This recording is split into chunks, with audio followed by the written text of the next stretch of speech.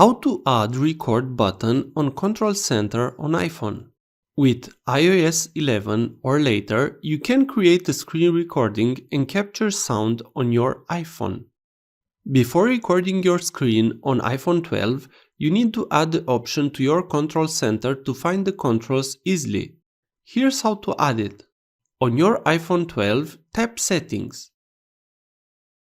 Tap Control Center. Scroll down to Screen Recording.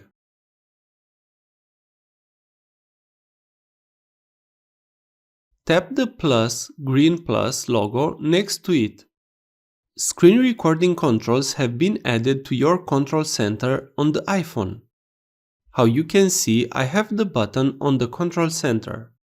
Recording your screen on iPhone 12 is simple once you add the relevant option to your Control Center. If this was useful, please like, share and subscribe. You can also watch more videos from the right. Also, if you have any questions, please ask them in the comments area below.